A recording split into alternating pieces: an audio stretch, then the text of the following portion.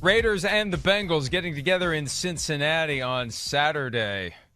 A rematch of the game that was played in January of 1991, the game that began the Bengals' postseason slide, the game in which Bo Jackson suffered the career-ending hip injury. The Raiders ending up in Cincinnati because they won on Sunday night. The tie would have sent them to Kansas City. People think this is the better matchup. What do you think of this matchup for the Raiders? Because the Bengals have shown a proclivity, Peter, for big plays, whether it's Jamar Chase, and if you cover him, we got T. Higgins, we got Tyler Boyd, we got Joe Mixon. They have become kind of a pick-your-poison offense, and they've gotten a lot better as the year's gone on.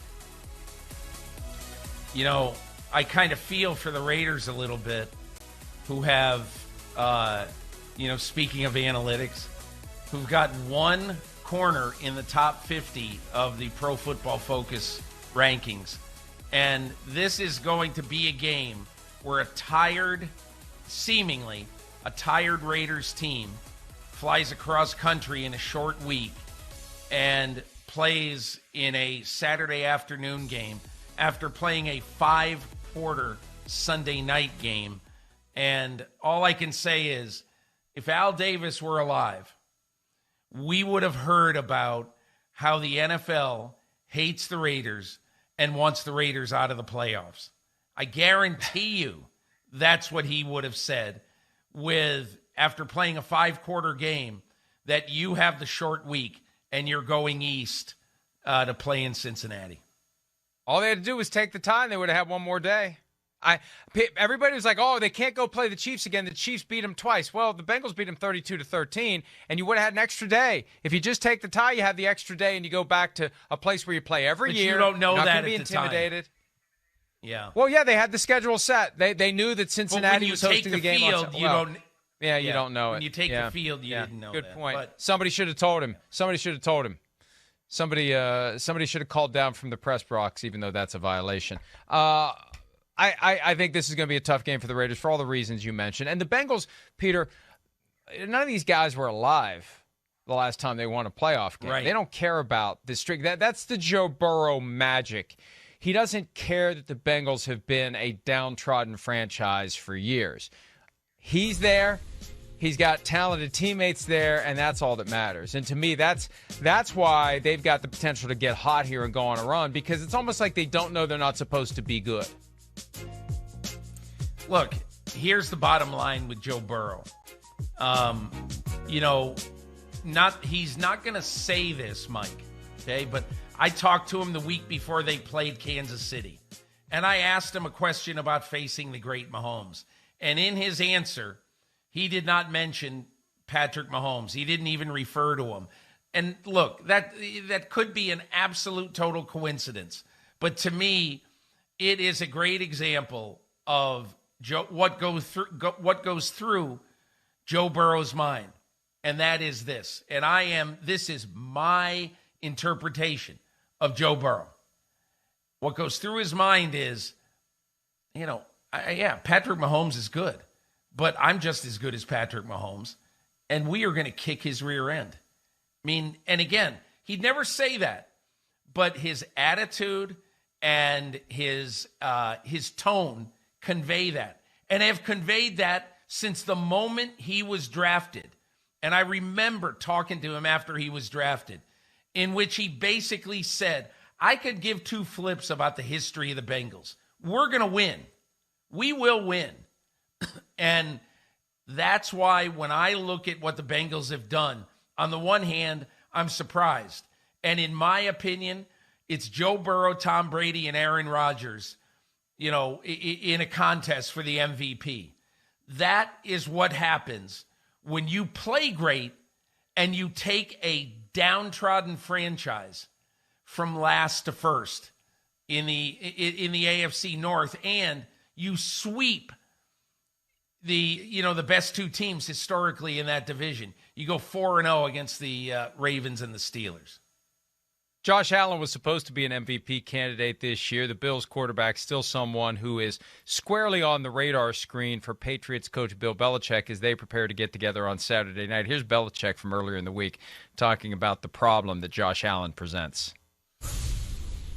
Hey, Coach, I wanted to ask you about crafting a pass rush plan for a guy like Josh Allen and just the balance between, I guess, containing him but also getting pressure on him at the same time, and how you kind of coach that up.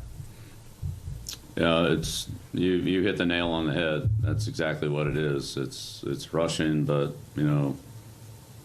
pass rushing with discipline and with awareness, because if you miss him and he gets loose, that's going to be a big problem. So I mean, you just can't stand there and watch him throw. That's not the answer, but being undisciplined and just running around back there and letting him run, that's not the answer either. And we'll have to try to balance just what you said, aggressive rush with vision and an element of containment on him. And again, it's easier said than done. We know Bill Belichick puts together a game plan that takes away what the opposing offense does best. I don't know he's got the players to pull it off against a guy like Josh Allen, because he's going to throw it well or he's going to run it. And Peter, after that Monday night game in the rain and the wind in Buffalo, when New England won with hardly any passes at all, and they unleashed Josh Allen as a passer in the second half. They should have done it earlier. They've used Allen more as a runner since then. And historically, when it's playoff time, if the openings are there, he's going to take them. They're going to throw caution to the wind. They're going to risk injury and contact with Josh Allen, because he can be incredibly effective when he's got that threat to pull the ball down and take off, in addition to the things he can do as a passer. I think the most dangerous thing right now about Josh Allen is that, he has played Bill Belichick's defense enough now so that I believe nothing will surprise him. And look, the great thing about the Belichick defense is that every game plan is a snowflake. We've talked about this before, that you never know what you're going to see. But the strength of Josh Allen right now is that nothing he's going to see is really going to surprise him. That's why I think Buffalo is in a good place. Despite it doesn't matter if they're playing on the Arctic Circle. Supposedly, I'm going to this game, but supposedly there's not going to be any wind or very small amount of wind. And yeah, it's going to be ridiculously cold. We understand that. But without the wind, and even if there is some wind, Josh Allen's footballs slice through the wind like nobody else's in the NFL right now. And even in that first game 6 weeks ago, Mike, 27-mile-an-hour winds, Josh Allen threw 2 or 3 balls that night that I say, is there any wind on the field at all? I mean, his football goes through the wind like knife through hot butter. And I just think that, this game sets up well for the Buffalo Bills, especially because of Allen's experience against that defense. I think you've been hanging around with Sims a little bit. Knife through hot butter. I thought it was hot knife through butter. Yeah. We're gonna, on a future Friday, there's gonna be a Kingism. They'll have we'll just so you're ready for it. Knife through hot butter. 4-letter word for culture or something in front of culture. Sims had a great one earlier this week. He was trying to say that for a team, the deck is stacked against them, and he said the stack is decked against them. He almost did. He was sputtering it out, and I ultimately drew it out of him. So from now on, I'm going to say the stack is decked against him. All right.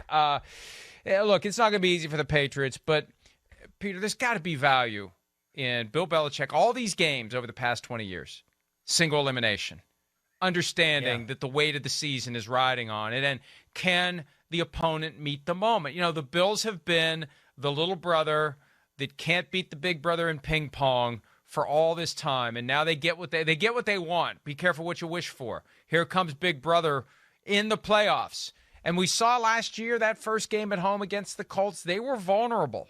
And they haven't, they had the killer instinct early in the year, but I feel like ever since those first few games, they've struggled to just put it all together and have that dominance that we thought, not the Steelers game, but the next few weeks after that, they really were blowing people out.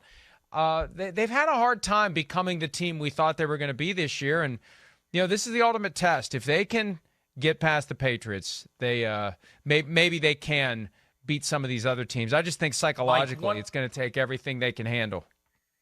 One other point about Belichick and why I don't care if he's playing the 67 Packers. I don't care who he's playing. All I know is this about Bill Belichick, okay? 41 times since he's been the coach of the New England Patriots. 41 times. He's coached a playoff game. So 41 times it is sudden death on the New England Patriots season. 30 times he's won that game. It's amazing. So what that means is that 74% of the time that Bill Belichick has entered an elimination game in January or February with the New England Patriots, 74% of the time he's won it. That is why never, ever, ever underestimate the Patriots in a week like this. That's an amazing stat because I don't care what coach it is. When you pull up his record, regular season record, impressive. Postseason record, never nearly as impressive. 2-5, right. Whatever. And to be that good in the postseason, well, winning all those Super Bowls helps you pad your wins, but that is amazing, and that's a reason not to overlook the Patriots. Eagles-Bucks get together in the early spot on Sunday. Rain and wind in the forecast. Buccaneers, a lot of injuries, especially defensively. They're getting some guys back. The Eagles kind of have the formula. They kind of have it. I don't know that they can pull it off, and I don't know that their defense is good enough to slow down Tom Brady. Maybe they get an assist from Mother Nature, but they've got the offense, and Nick Sirianni, to his credit, pivoting toward what his strengths are, running the ball, and if they run the ball, chew the clock, keep Tom Brady on the sidelines, maybe they could make it interesting. I don't think they will, but I don't think it's as obvious of a no-brainer, easy win for the Buccaneers as many would think it's going to be. I think the key in this game, Mike, judging by what you see from the weather forecast, honestly, is the availability and the health of Leonard Fournette. Because clearly, if the weather is what it looks like it would be, or it could be, rainy, windy, you're going to need a great running game. And Leonard Fournette transformed the running game of the Tampa Bay Buccaneers. And I didn't think I would ever say this when the Bucs signed Tom Brady.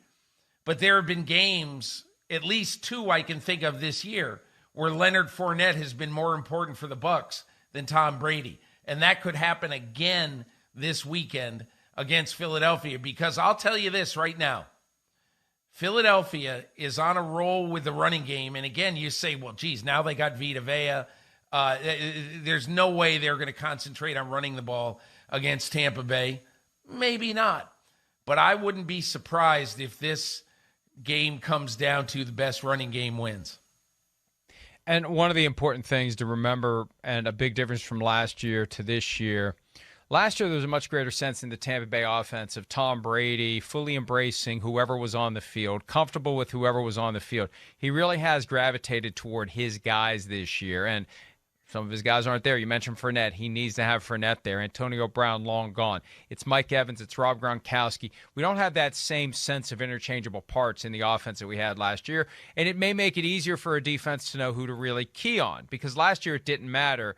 This year it may matter, and that defense really does have to step up if they're going to advance any farther than the wild card round. I most expect them to win this one, but it's going to get much more challenging coming up when, you've got maybe the 49ers coming to town this weekend. Well, it wouldn't be the 49ers because if they advance, they would go to Green Bay. But it could be the Cowboys coming back to town for another barn burner like we saw in Week 1. It's not going to get any easier, and then there's that looming trip to Green Bay that possibly will happen for the Bucs as well. 49ers, Cowboys, I mentioned that one. They hadn't played in the postseason since 1994. It's 40 years since the catch. It's got layers and levels, and as Kyle Shanahan, the coach of the 49ers, said this week, none of these players even know about the history. But, the present is this. The 49ers have that great offense that will run the ball and have that physicality. Can the Cowboys' defense match the physicality that they are going to see from the likes of Deebo Samuel, George Kittle, and kind of a rough and tumble offensive line that does a great job opening holes for all of those different options to run the ball, Peter? I think this is such an interesting game because I know everybody is talking about Jimmy Garoppolo. Can he do it again? Does he have it in him to beat a good secondary, all that other stuff. But I kind of think this is going to be a Debo, Elijah Mitchell, you're right, George Kittle physical game. And my feeling is when I watch the 49ers play, I think they're going to try to say to the Cowboys, what if we play a football game where we possess it 36 minutes and your prolific offense only gets its hands on the ball 7 times? What if that happens? What if that happens? Then, you're not going to be able to say that this is sort of a normal game for Dallas. You look at those defensive rankings for Dallas, and it looks like the 49ers are going to be able to sustain some long drives. And I guarantee you, Kyle Shanahan, is whether he emphasizes it all week, hey, look, you know what your friend is, Jimmy Garoppolo? Snap the ball with 3 seconds on the play clock every time.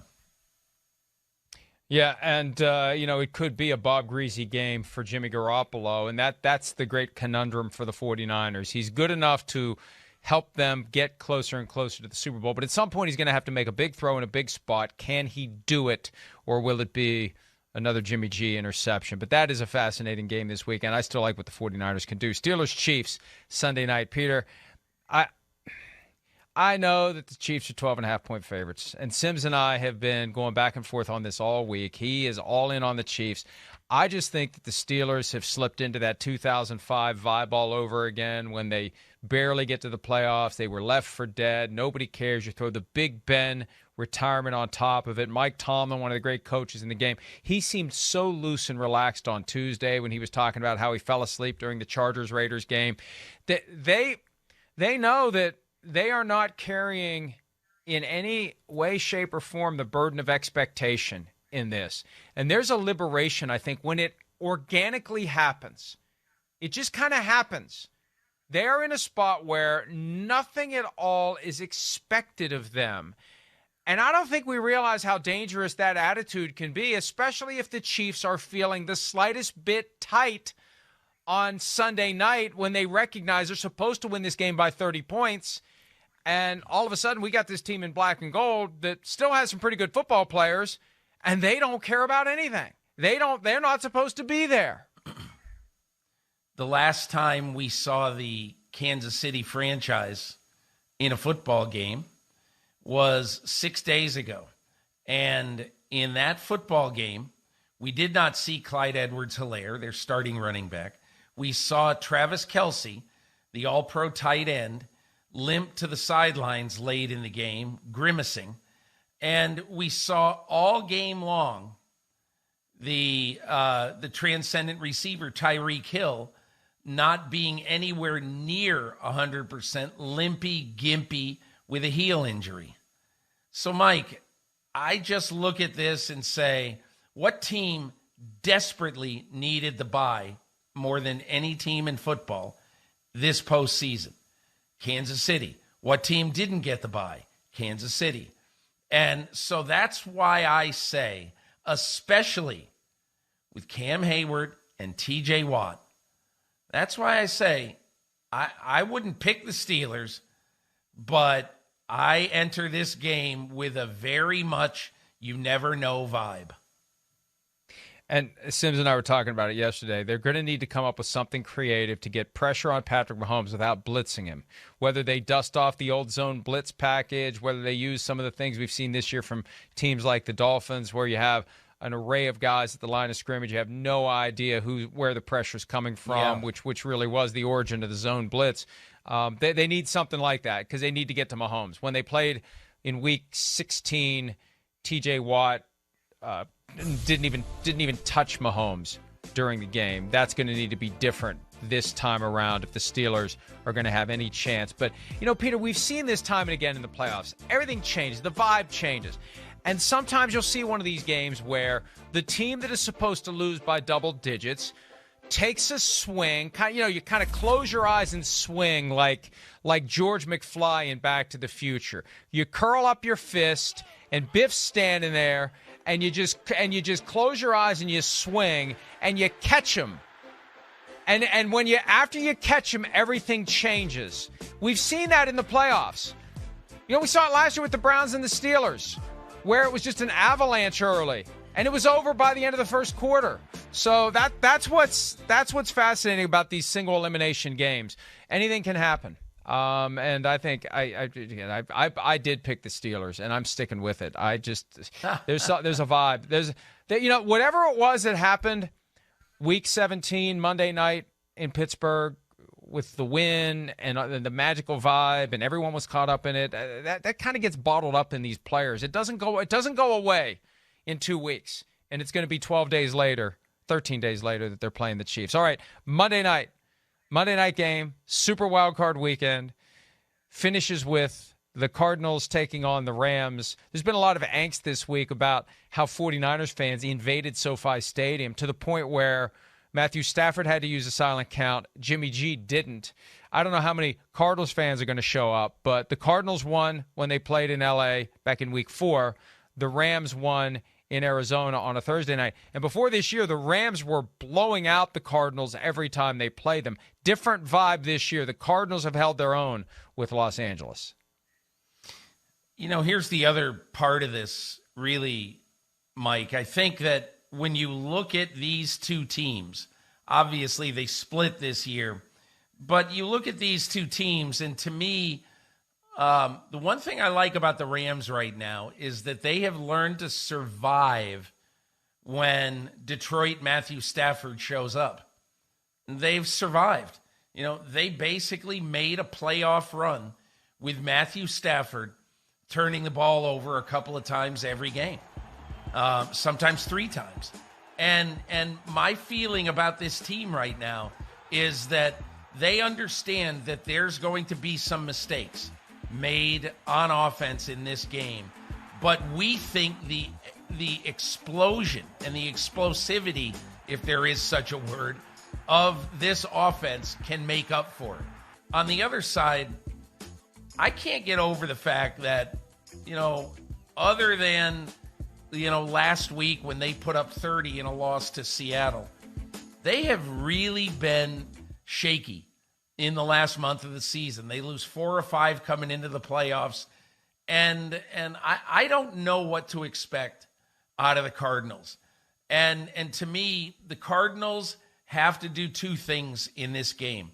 They have to get their running game back on course, because you don't want to enter this game where everything is on your mobile quarterback's shoulders.